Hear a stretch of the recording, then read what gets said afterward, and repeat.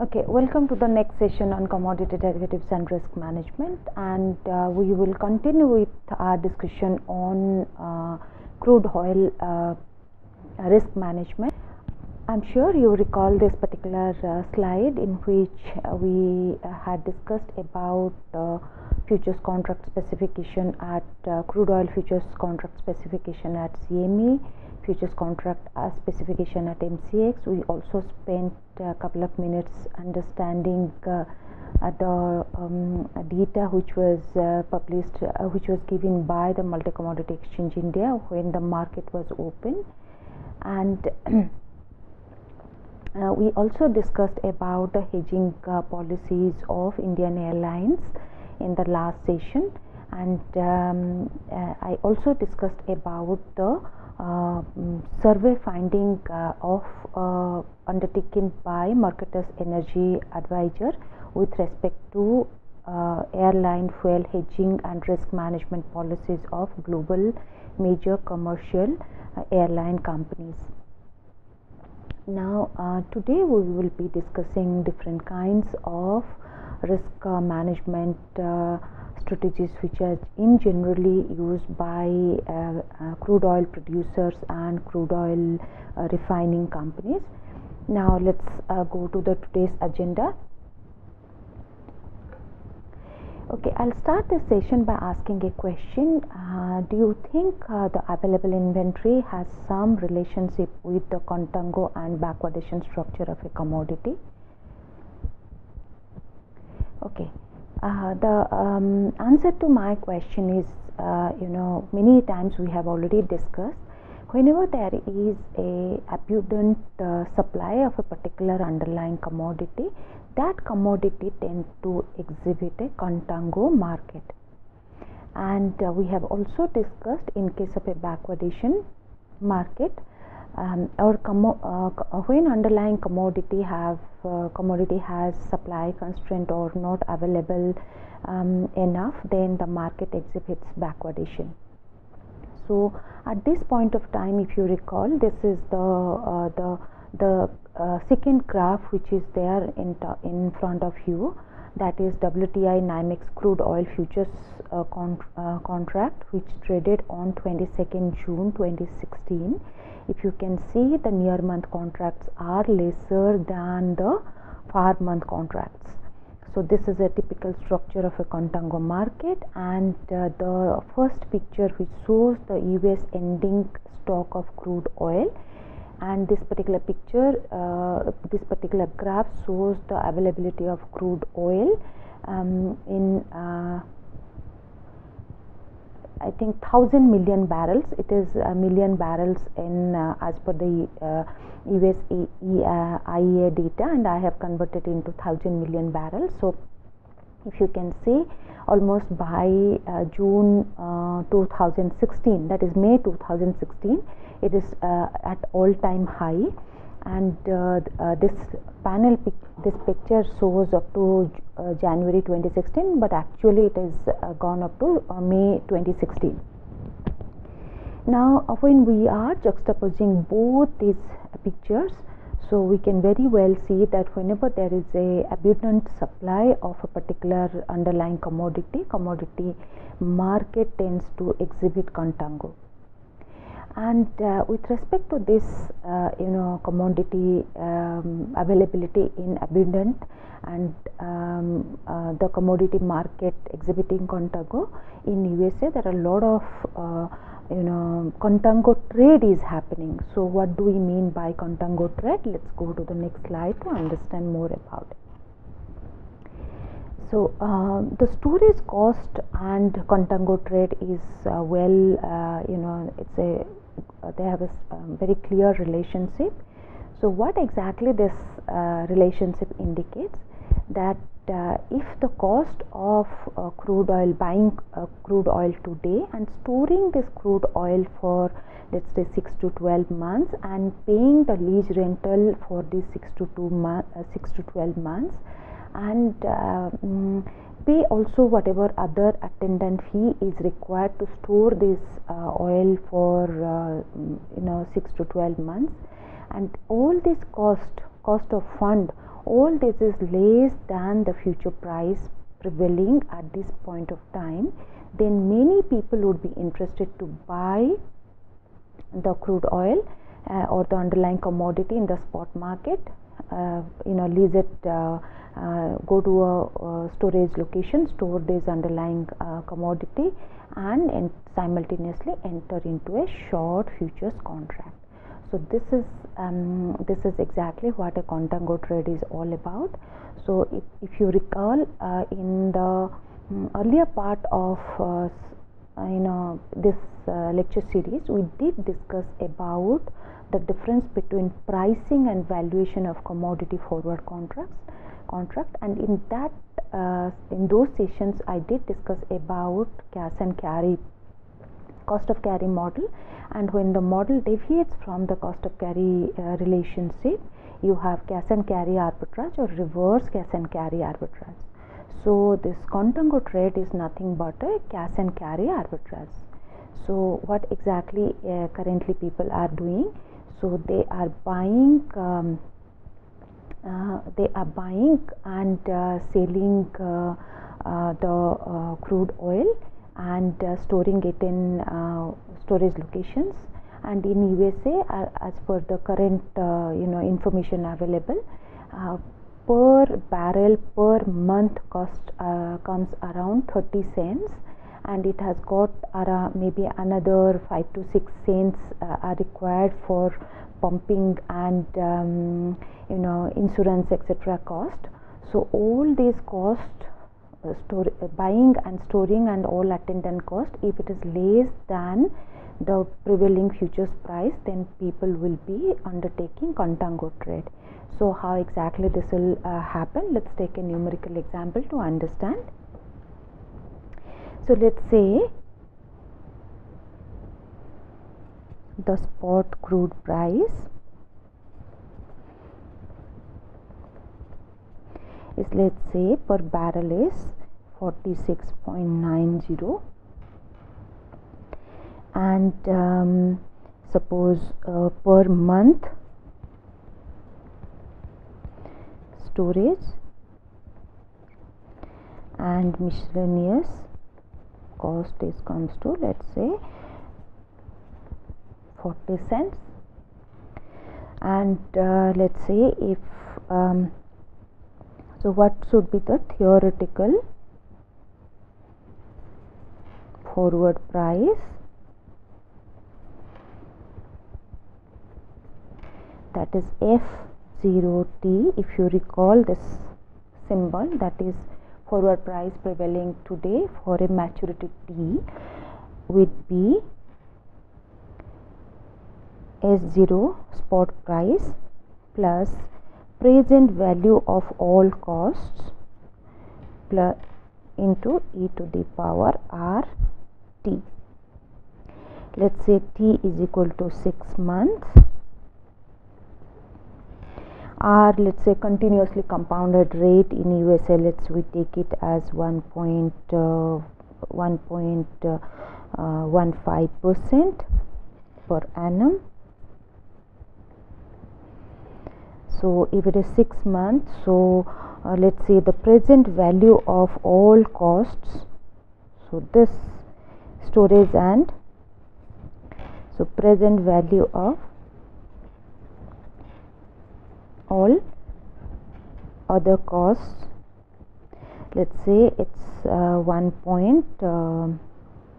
that is 1. Let's say $95.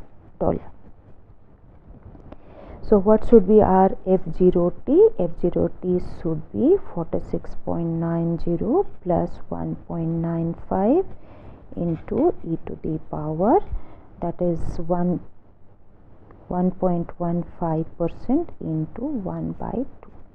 Let's say that comes to, let's say that is coming to our $50.75. Let's say, I don't know, I have not done the calculation, so let's say assume this is equal to this. Now if 6 month forward contract, 6 month futures contract is trading at a price which is, let's say, actual F06 month as per this Contango graph.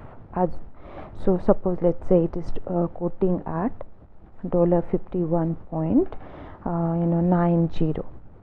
Then this gives a very clear cut indication to us or any trader for them to buy crude oil and store and simultaneously enter into a short futures contract. So in fact, there is something very interesting happening at this point of time. There is so much of demand for storing crude oil is that the crude oil in USA is that the storage cost is increasing. So with the increase in storage cost, so this benefit is not going to be available to a trader. So how this cost can be mitigated, if at all this cost can be mitigated? Of course, as and when if new storage tanks are being built, then the price leasing price may go down, but it takes time to construct new storage tanks and the pipeline and all that. So there is a time lag for it. So in the meantime, if the storage cost increases, so what a trader will be able to do it. So the moment there is any variability in a price, obviously we can have a forward or futures contract available for that. So you have a contract which is available for trading at Chicago Mercantile Exchange, that stands for loop futures contract. So what exactly loop is a loop futures contract? It's the full form of loop is Louisiana Offshore Oil Port Crude Oil Storage Futures Contract. So if you can see the slide, this is let me repeat, loop stands for Louisiana Offshore Oil Port Crude Oil Storage Futures Contract specification. Now let's go to see what is the underlying for this particular futures contract.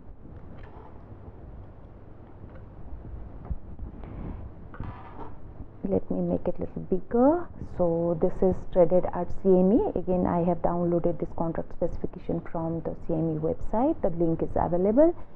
And what is a contract unit? Contract unit is for 1000 barrels, but please note the buyer or seller, the seller of this particular contract is not going to deliver 1000 barrels of crude oil.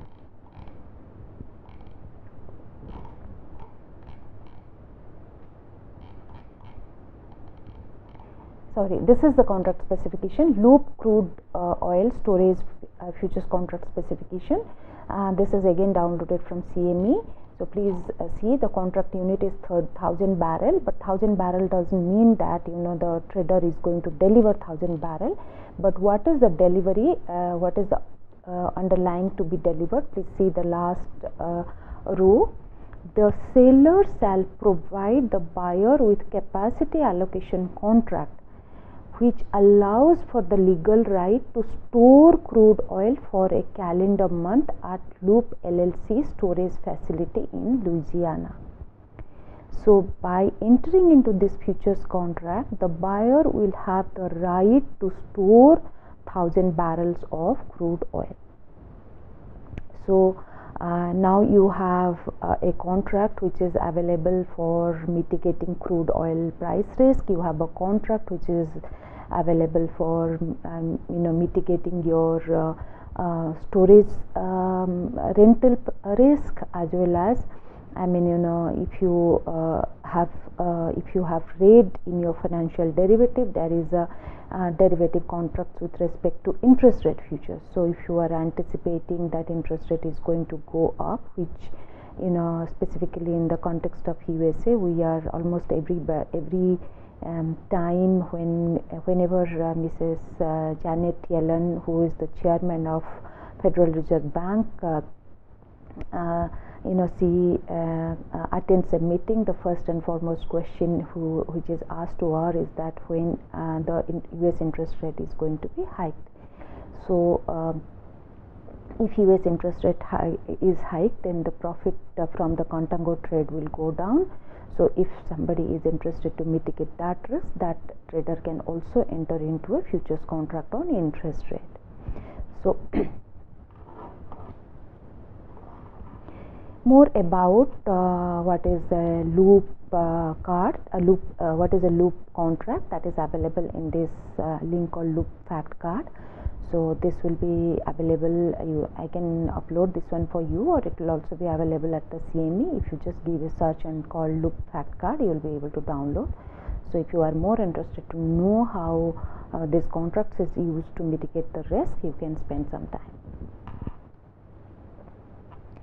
Now remember in the last session I had discussed about the commodity forward curve with a very clear cut seasonality. So let me take you to that.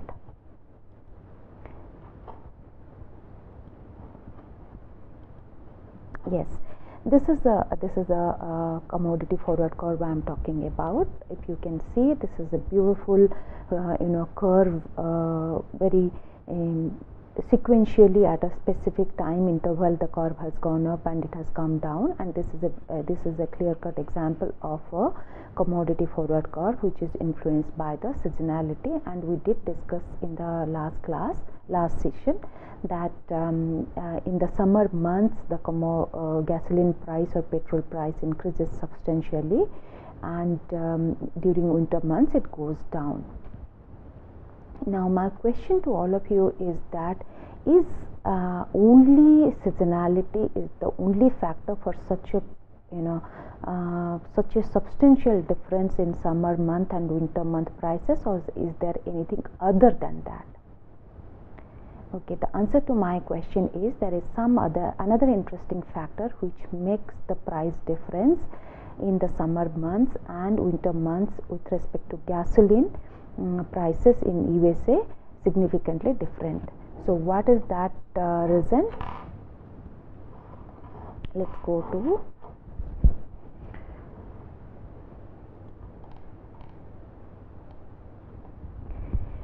to this particular PPT slide. So you have why I started this particular slide with this asking this question: why gasoline is more expensive summer months than the winter months? Of course, in USA in summer months many people travel, and so that is one of the reason why you have higher demand for gasoline during summer months.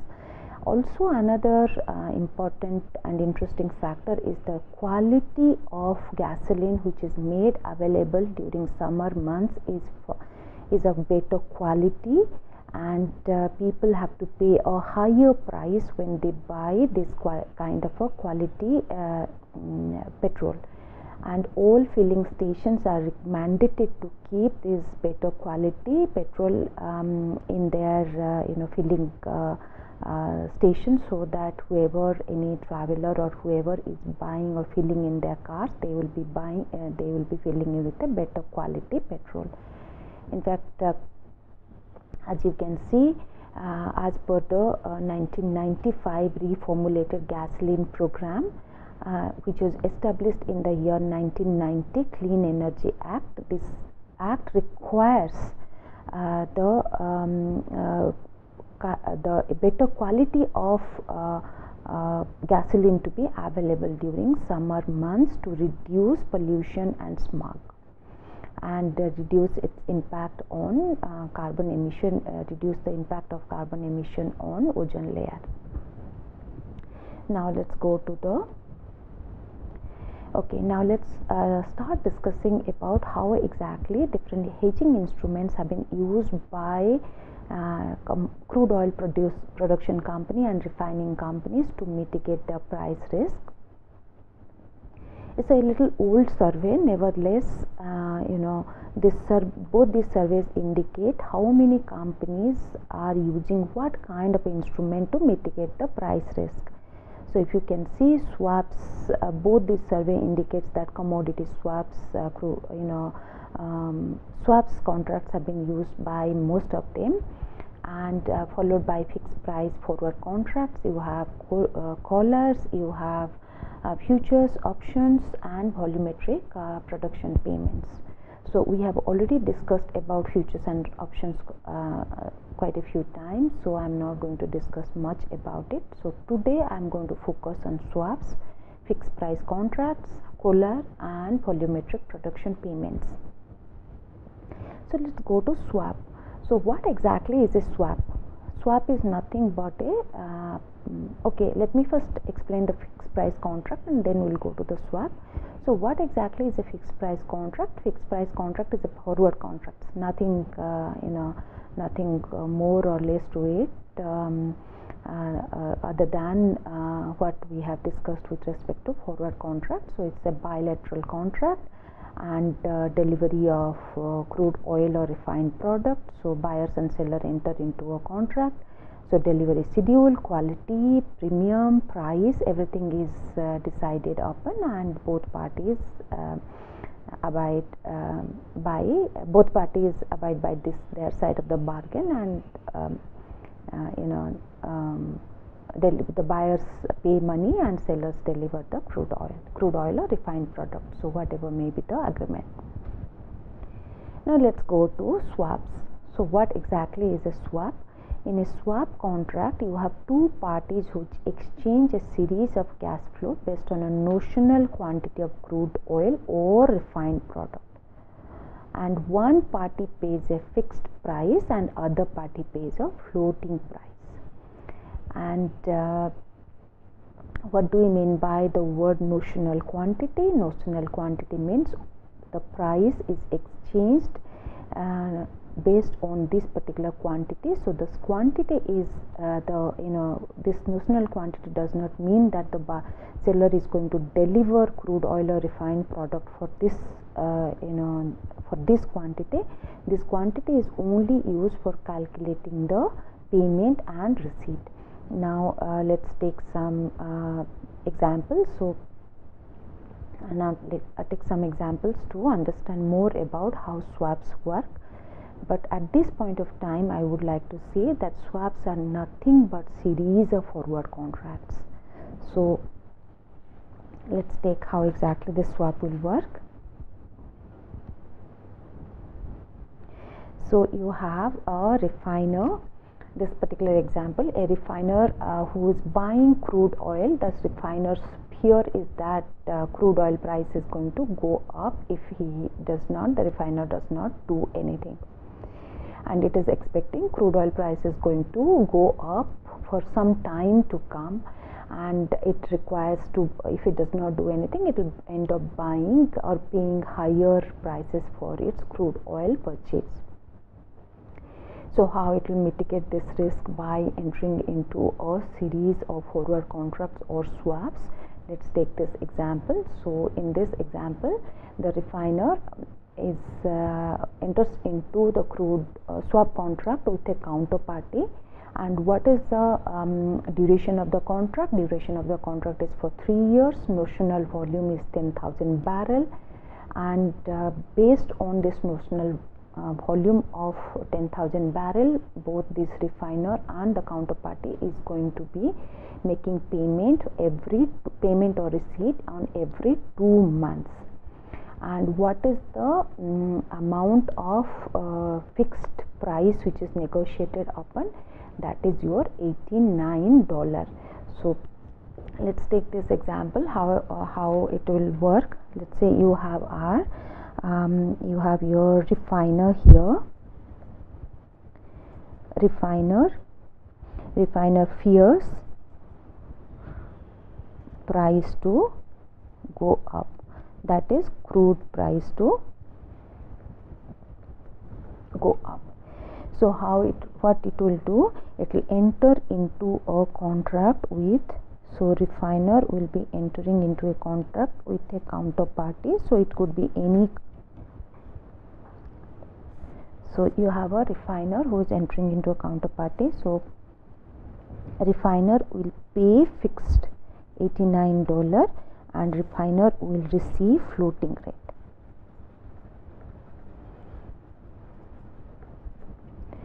So let's take this is the contract which is signed on today. So we are on 25th June 2016. So 2 months from now, 2 months from today, 2 months from today, let's see the WTI crude price is, let's say $72. So what will happen? So 2 months from now, a refiner will pay 89, will receive 72, which is the floating price. So net payment, you have a counterparty is here, so net payment is going to be, so net payment of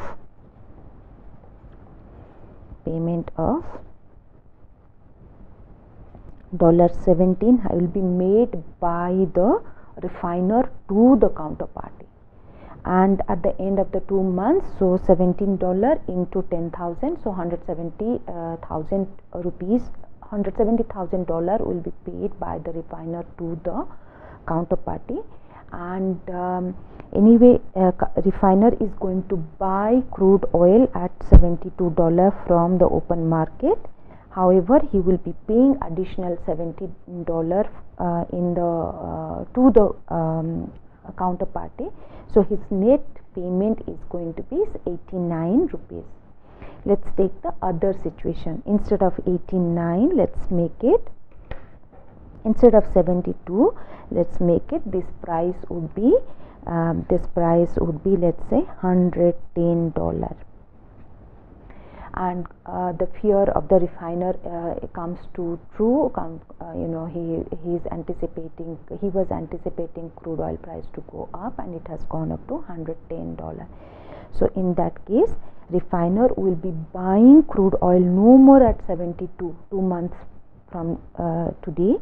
So he will be buying at 110, and in that case he will be paying 89 and he will be receiving 110. So it will not be net payment, it will be net receipt to the tune of $21. So the refiner is going to get a net receipt of $21.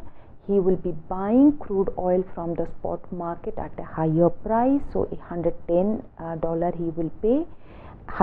Simultaneously he will be receiving $21 from the counterparty and incurring a net payment of $89 for its crude oil purchase.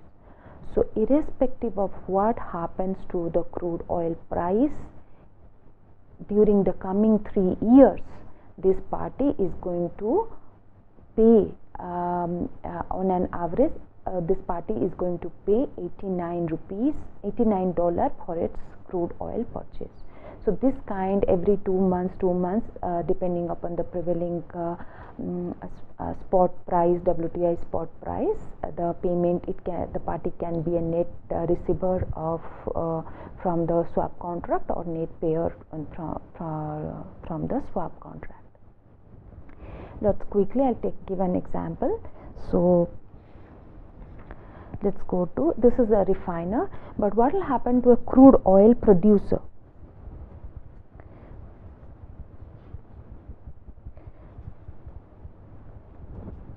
Crude oil producer fears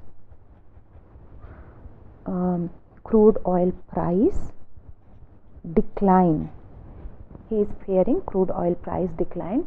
So how he will mitigate that risk? So let me COP, I'm shortening it, crude oil producer. He will be entering into a, let's say, a counterparty who is a bank, and in that case the crude oil producer will pay floating rate and will receive fixed rate. So by receiving fixed rate, irrespective of whatever happening to the crude oil price, this crude oil producer is sure of getting the negotiated fixed price. Let's take an example quickly. Let's take fixed price is, let's say, $75. So let's take the example. Suppose floating rate increases to, so 2 months down the line, this floating rate is 105. Without this contract, this particular crude oil producer would be selling his crude oil produce at 105. So he will be receiving 75, he will be paying 105. So his net receipt so he will be paying $105, he will be receiving $75. So his net receipt is, or net payment in this case, net payment is $35. So he will be selling crude oil at a higher price, $105 per barrel, but he will be also making $35 payment to the bank. So his net receipt for every barrel of crude oil it will be selling, it will come to $75. Now let's take instead of 105, let's make this one to be some other price. Let's say we make it $60. So he will be paying $60, he will be receiving $70. So his net receipt is $15. So in that case, the company will be selling crude oil at 60. That is, his fear has come true. He was expecting the crude oil price to go down, and his fear has come true. He will be selling crude oil at $60, but he will be receiving $15 from the bank as part of the swap agreement, resulting in $75 of receipt for every barrel of crude oil. So this is a typical example of a swap contract which a crude oil producer or a refiner, a crude oil producer or a crude oil consumer will be taking. And if you recall, the refiner is paying fixed, so he is a buyer of the swap contract, and in this case the producer is paying floating, it is a seller of the swap contract. So with this, we'll be winding up this session. We will be discussing about the other derivative contracts such as Kohler and volumetric production payment contracts in the next session, and looking forward to meeting you all during the next session. Thank you all of you.